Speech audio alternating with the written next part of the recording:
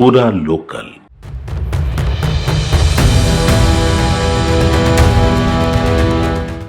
Telangana assembly ఎన్నికలు జరిగిన దాదాపు 2 ఏళ్ల తర్వాత ప్రధాన పార్టీలకు మరో పరీక్ష ఎదురుకానుంది.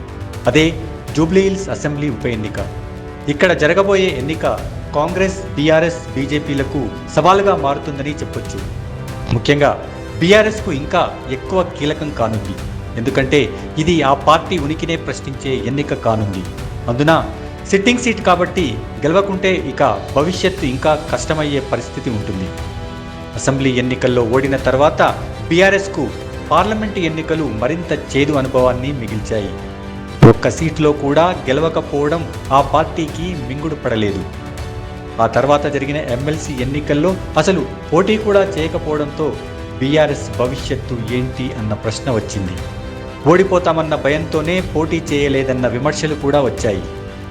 తాజాగా పార్టీ అధినేత కేసీఆర్ కూతురు కవిత తండ్రికి లేఖ రాయడం బీఆర్ఎస్ను మరింత ఇబ్బందుల్లోకి నెట్టింది. ఇలాంటి పరిస్థితుల్లో ఉప ఎన్నికల్లో గెలవడం ఆ పార్టీకి సవాలేనని చెప్పొచ్చు.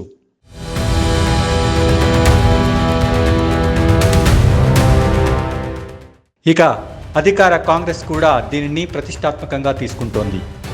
బీఆర్ఎస్ స్థానాన్ని తమ ఖాతాలో వేసుకోవాలన్న పట్టుదలతో ఉంది.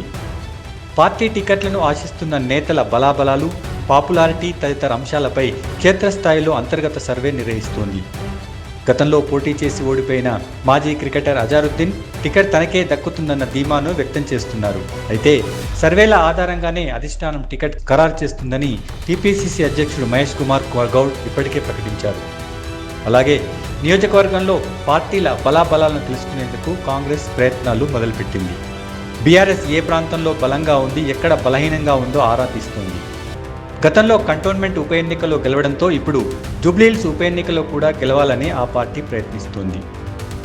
అటు బీజేపీ కూడా జీహెచ్ఎంసీలో తన పట్టు పెంచుకోవడానికి ఇదే మంచి అవకాశమని భావిస్తోంది.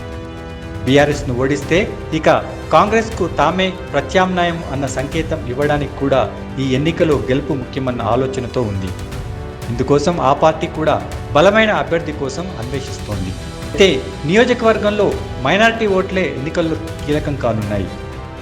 అందుకే గత ఎన్నికల్లో కాంగ్రెస్ అభ్యర్థిగా మైనారిటీ నేతను బరిలో నింపారు. అయినా కూడా బీఆర్ఎస్ అభ్యర్థి మాగంటి గోపీనాథ్ 16,000 పైచిలకు ఓట్లతో గెలుపొందారు. ఎంఐఎం అభ్యర్థికి 7,000 పైచిలకు ఓట్లు వచ్చాయి.